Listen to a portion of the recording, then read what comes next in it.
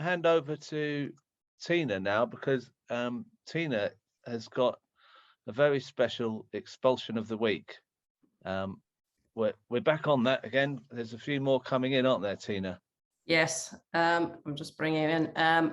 Well, we've had a number of really stupid expulsions again this week. It goes up and down, doesn't it? Depending on, I don't know how much time they have in the compliance unit, or who's off, etc.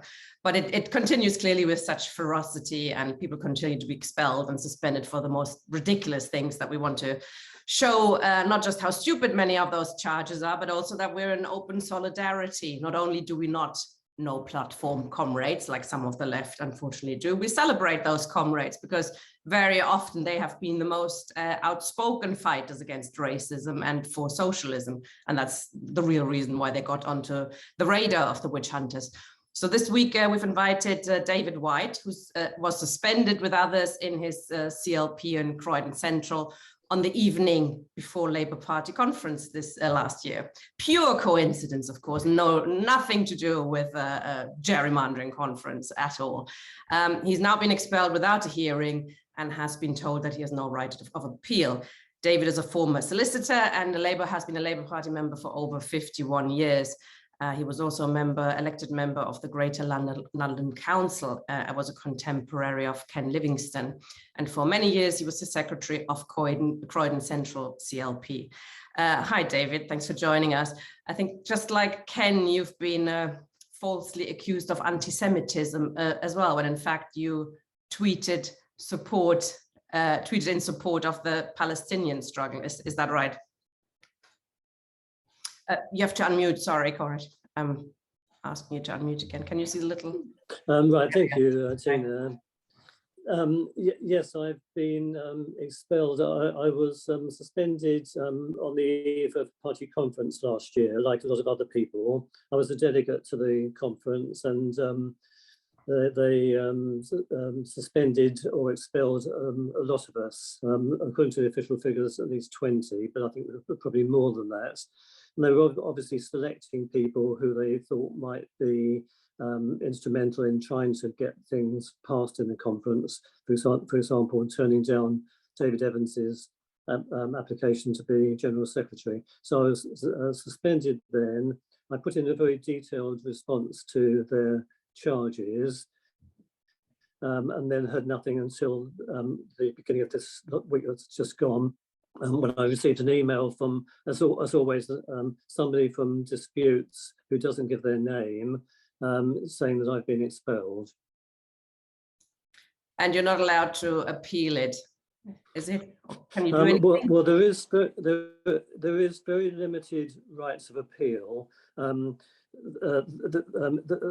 As you know, as a lot of the members watching this today have been involved themselves in being accused or investigated or suspended. So you know that it's quite complicated. There are different procedures. There's some people get investigated, and then things go on from there. Some people get suspended, and then eventually there's a decision, or often it goes on for months, but eventually there's a decision which might lead to a reprimand or expulsion. And some people are auto excluded, like Ken Loach and Pamela Fitzpatrick and others. So there's a lot of different procedures. In terms of, I was suspended and then the result was expulsion. There are limited rights of appeal. You can't have a hearing.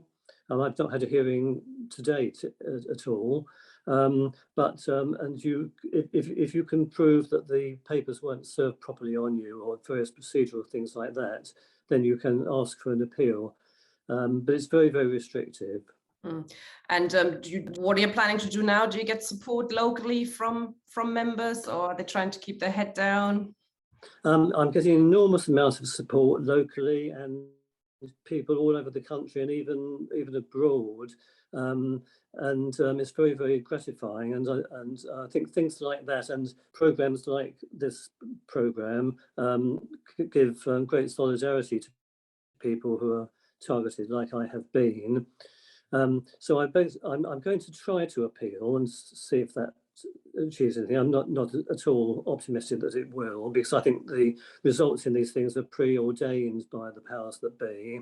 But I am getting a lot of support from local party members, but I'm not able to get a formal request by my CLP that I be reinstated.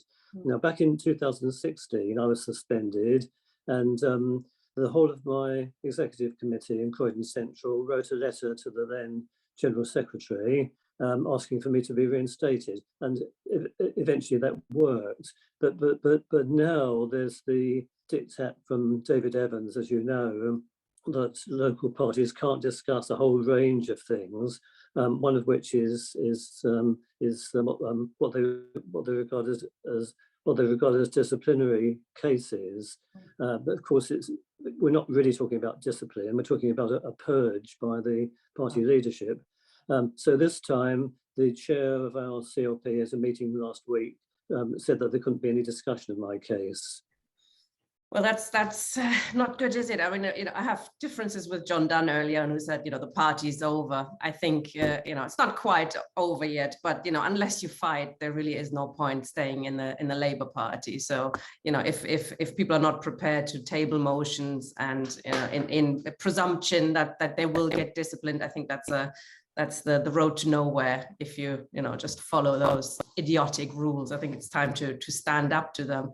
In Liverpool, I understand there's comrades planning a local show, because so many have been expelled locally. So many Labour Party veterans have been expelled. They're doing a little show in solidarity, like we did with the Labour hero. So it sounds like Croydon probably needs one of them soon too.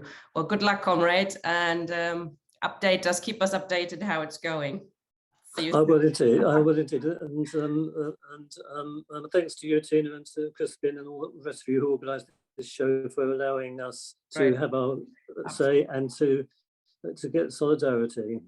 Absolutely, very important in these dark times. It's the only thing we have, really. Crispin. Oh, thank you, Tina. Thank you, David. Good to see you. Well, good luck with your anything that you're doing in the future. You've been a great servant of the Labour Party for 50 years. It's unbelievable.